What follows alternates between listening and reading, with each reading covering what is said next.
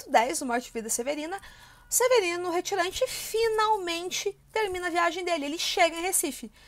E ele chega em Recife e se senta na calçada para descansar um pouco, só que ele se senta do lado de fora de um cemitério. Do lado de dentro desse cemitério estão conversando dois coveiros que não sabem que o Severino está escutando a conversa. Então, veja que boas-vindas que a cidade de Recife dá para o Severino, né? Terrível, não poderia ser pior, talvez. Então, o Severino, ele está escutando essa conversa, e a conversa dos coveiros vai falar sobre, basicamente, uma espécie de geopolítica da morte. Porque dentro do cemitério, né, dos vários cemitérios que tem na cidade, eles não são iguais, né? Eles vão falar sobretudo do cemitério de Santo Amaro e do Casa Amarela. O cemitério de Santo Amaro, ele é um cemitério que fica mais na região central, e é um cemitério antigo, um cemitério que eu não sei que palavra usar para isso, vai acolher? Não parece certo. Vamos lá. É um cemitério no qual são enterradas pessoas um pouco mais ricas e um pouco mais importantes politicamente, certo? E o de Casa Amarela é um bairro mais popular, mais afastado do litoral ali, né, do mar. Então, ele é um cemitério com pessoas um pouco de classes sociais um pouco mais distintas da de Santo Amaro, certo?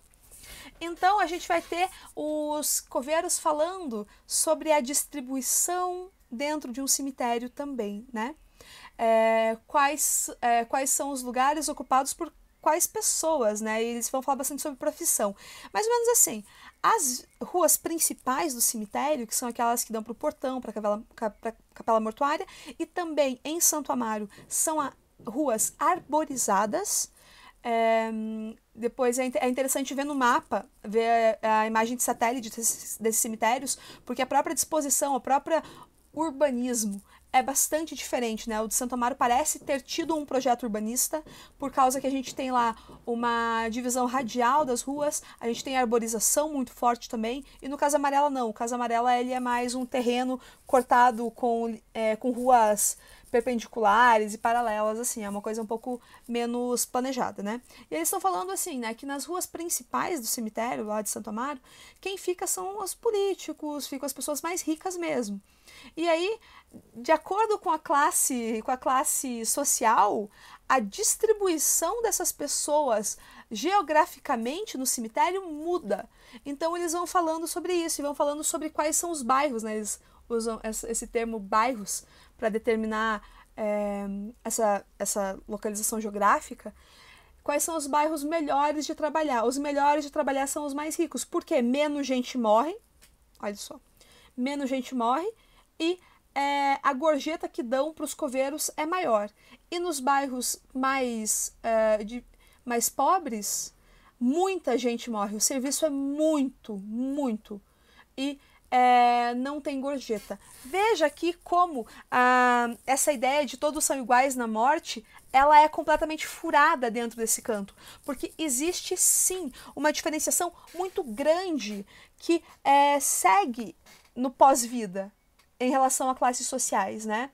A gente vai ter também nos cemitérios que eles comentam os lugares onde os indigentes são enterrados. Os indigentes aqui são as pessoas que não tem nome, no sentido de que não se sabe quem são, ou que não tem dinheiro para pagar o próprio enterro. Então, nesses lugares ali os coveiros vão dizer que é um péssimo lugar para trabalhar e tudo mais. E aí vai essa conversa, né, sobre os lugares melhores e os piores para trabalhar. Qual que é a grande maldade desse canto? O final. Porque no final, os dois coveiros vão comentar sobre essas pessoas indigentes que não tem nem o status de gente, na verdade, né? Elas não têm nome, elas não têm familiares para fazer o enterro, para fazer o sepultamento. Elas são pessoas sozinhas. Elas são pessoas sem possibilidade nenhuma. E eles vão comentar quem são essas pessoas. E essas pessoas são os retirantes. E aí tá o grande soco no estômago que a gente recebe nesse canto. Porque o Severino retirante está do lado de fora do muro escutando essa conversa. Ele é um retirante que colocou todas as fichas de uma vida minimamente melhor indo para Recife, e ele acaba de escutar os coveiros comentando que essa gente, sem saber, quando retira, acaba seguindo o seu próprio enterro.